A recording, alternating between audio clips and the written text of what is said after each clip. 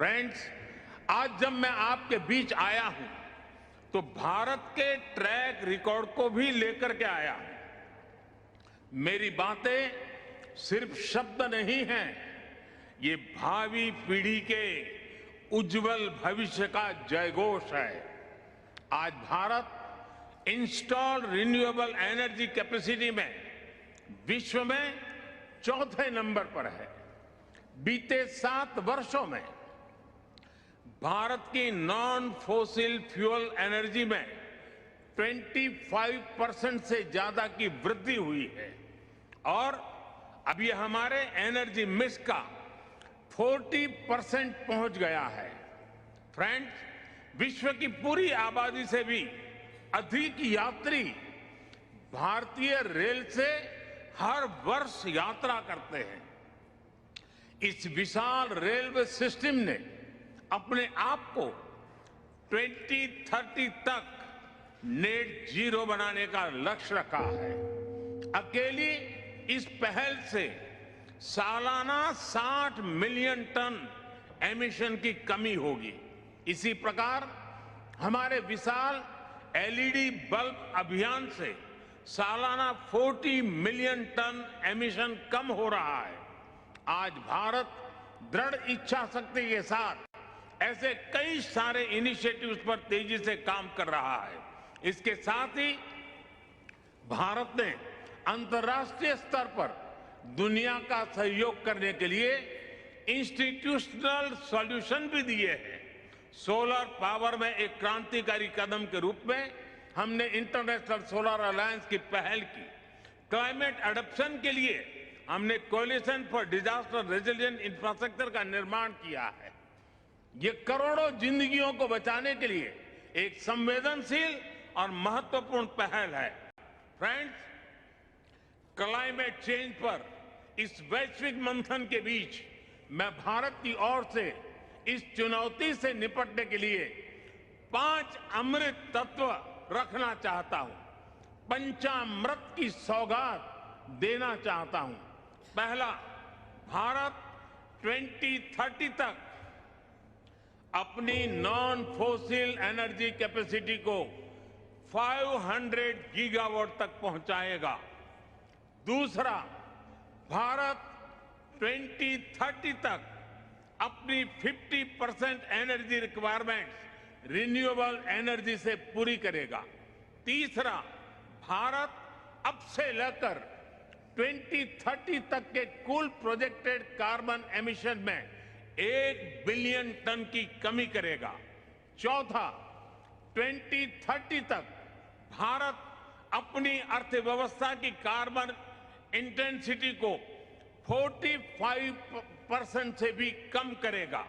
और पांचवा, वर्ष 2070 तक भारत नेट जीरो का लक्ष्य हासिल करेगा।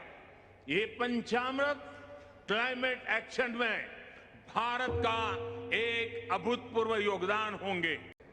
फ्रेंड्स, जब मैं पहली बार क्लाइमेट समिट में पेरिस आया था तब मेरा यह इरादा नहीं था कि दुनिया में हो रहे अनेक वायदों में एक वायदा अपना भी जोड़ दूं।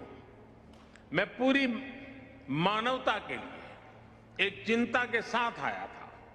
मैं उस संस्कृति के प्रतिनिधि के रूप में आया था जिसने सर्वे भवन्तु सुखिनः अर्थात सभी सुखी रहे का संदेश दिया है।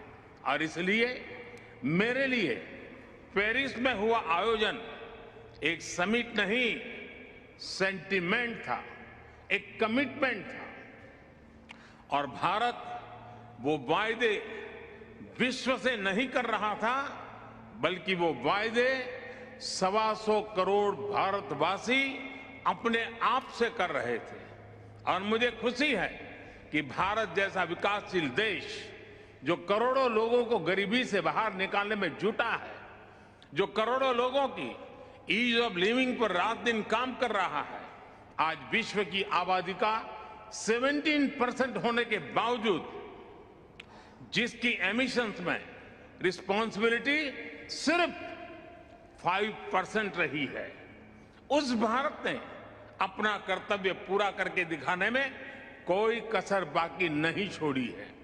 आज पूरा विश्व मानता है कि भारत एकमात्र बड़ी अर्थव्यवस्था है जिसने पेरिस कमिटमेंट पर लेटर एंड स्पिरिट में डिलीवर किया है।